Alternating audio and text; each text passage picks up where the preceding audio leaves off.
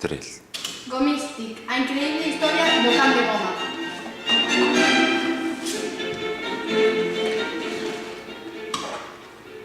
Había unha vez un can a que lle gustaba facer as cousas dun can normal. Mexar nas farolas, ir de paseo, xogar a buscar a pelota, enterrar osos.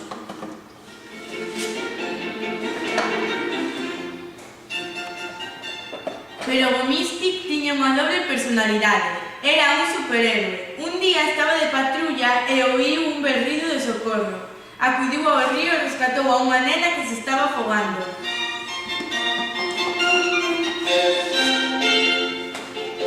Como quedou canso, quitou o traxe de superheroe e botouse a dormir á beira do río. Pero o río medrou e a corrente levouno a Gomistic río abaixo.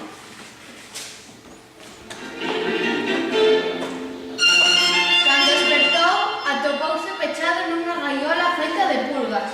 Cando quiso escapar, as pulgas se apretaron entre elas e fixeron encoller a gaiola ata que Gomistic apenas podía respirar.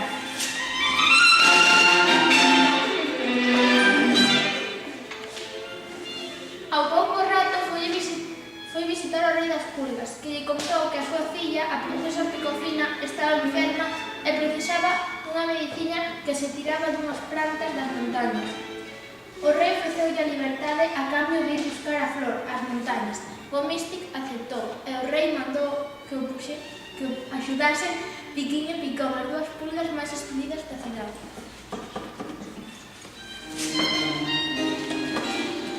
Polo camiño atoparon unha bruxa que lles preguntou: Que é o que fai? 1, 2, 3, 4, 5, pum? Gomistic, Piquiño e Picón puxéronse a pensar, ata que Picón dixo: unha pulga cunha pata de pau. En premio por ser tan listos vou vos dar esta mochila amarela con remedios máxicos para solucionar os problemas da vosa viaxe, dixo a bruxa.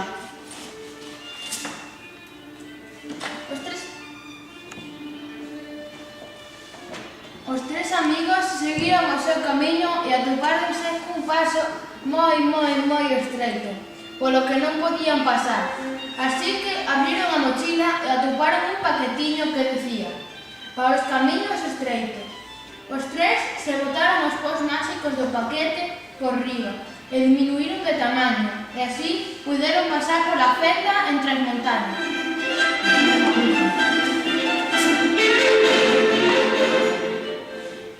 Conseguiron pasar e baixaron polo río, escalaron montañas, camiñaron sen descanso, ata que ao final, no pico da montaña máis alta, atoparon unha bela flor, verde e amarela. Picón puxose moi contento. Esta é a flor que necesita a princesa Picofina para curar. Ao chegar de novo á cidade das pulgas, deronlle a flor a Picofina e curou. Entón o rei devolveulle a liberdade a Gomistic. Pero a princesa Picofina enamorara de Gomistic, así que dun salto meteuse entre os pelos do can e marchou con ele.